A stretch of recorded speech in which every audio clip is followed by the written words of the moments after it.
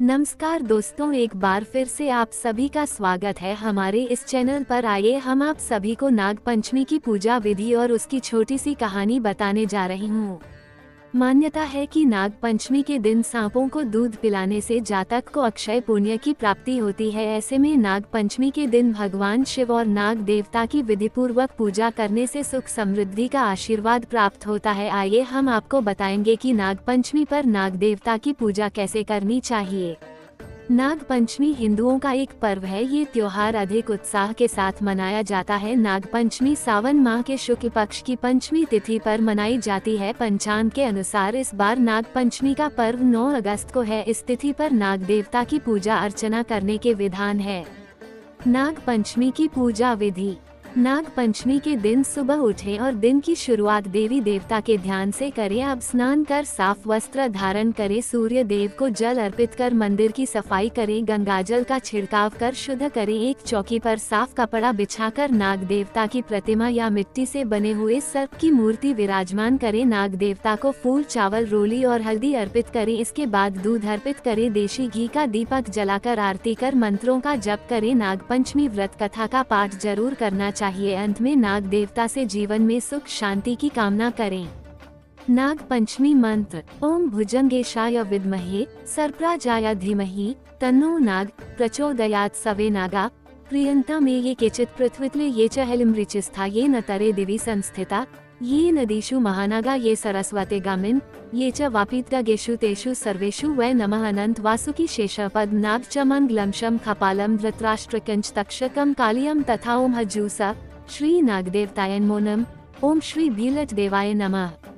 भगवान शिव की पूजा करने के लिए नाग पंचमी का दिन बेहद शुभ माना जाता है। इस दिन सुबह स्नान करने के बाद महादेव को पुष्प, धतूरा, फल और दूध अर्पित करें। धार्मिक मान्यता है कि ऐसा करने से जातक जीवन में सुख समृद्धि आती है।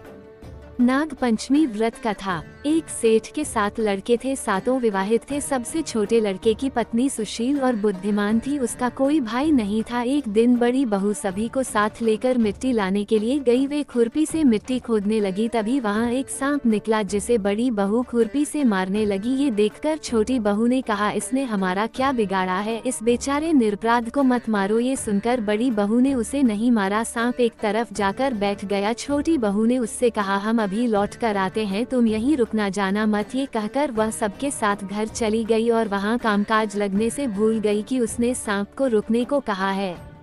दूसरे दिन याद आने पर वहां गई तो सांप वही था। वो बोली, मुझे क्षमा करना भैया, मुझसे भूल हो गई। सांप ने कहा, भैया कहा है तो छोड़ देता हूँ, आज से तू मेरी बहन है, जो इच्छा हो मांग ले। उसने कहा, मेरा कोई भाई नहीं था, मुझे भाई मिल गया। कुछ दिन बाद वह सांप मनुष्य का रूप लेकर बहन के घर आया और कहा, मेरी बहन को मेरे साथ भेजो। सांप ने विश्वास दिलाया कि वह उसका दूर के रिश्ते का भाई है। रास्ते में बहन को अपने वही सांप होने की बात बताई। सांप के घर पहुंचकर वहां का ठाट बाट देखकर हैरान रह गई।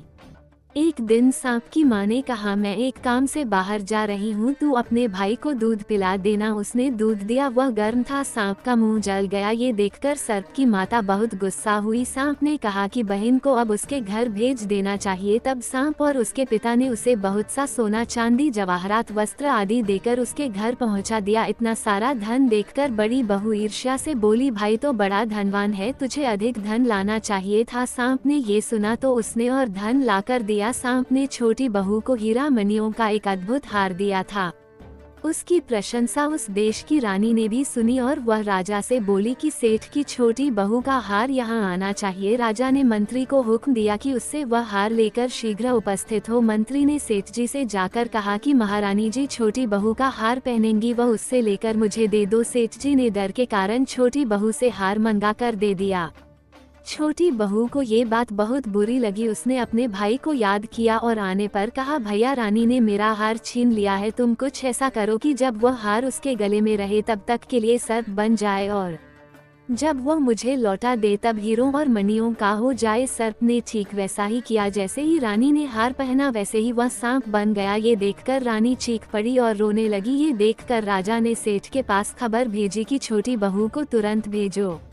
सेठ जी डरते हुए छोटी बहू को साथ लेकर वहां पहुंचे। राजा ने छोटी बहू से पूछा, तूने क्या जादू किया है, मैं तुझे दंड दूंगा। छोटी बहू बोली, राजन क्षमा करे, लेकिन ये हार ही ऐसा है कि मेरे गले में हीरों और मणियों का रहता है और दूसरे के गले में सांप बन जाता है। ये सुनकर राजा ने वह सांप बना हार उसे देकर कहा, अभी पहन कर दिखाओ। छोटी बहू ने जैसे ही उसे पहना तो हार हीरे मणियों का हो गया। ये देखकर राजा को उसकी बात का विश्वास हो गया और उसने प्रसन्न होकर उसे बहुत सी मुद्राएं भी पुरस्कार में दी। छोटी बहू अपने हार और धन सहित घर लौट आई। उसके धन को देखकर बड़ी बहू ने ईर्ष्या के कारण उसके पति से कहा, उसकी पत्नी के पास ना जाने कहां से इतना धन आया है। ये सुनकर उसके पति ने अपनी पत्नी को बुलाकर कहा, ठीक ठीक बता कि यह धन तुझे कौन देता है। वह अपने भाई सांप को याद करने लगी। तब उसी समय सांप ने प्रकट होकर कहा, जो मेरी बहन के आचरण पर संदेह करेगा उसे मैं खा लूंगा। ये सुनकर छोटी बहू का पति बहुत प्रसन्न हुआ और उसने सर्प देवता का बड़ा सत्कार किया। उसी दिन से नागपंचमी का त्योहार मनाया जाता है और स्त्रियां सर्प को भाई मानकर उसकी पूजा करती हैं। नागपंचमी की हार्दिक शुभकामनाएं। धन्यवाद।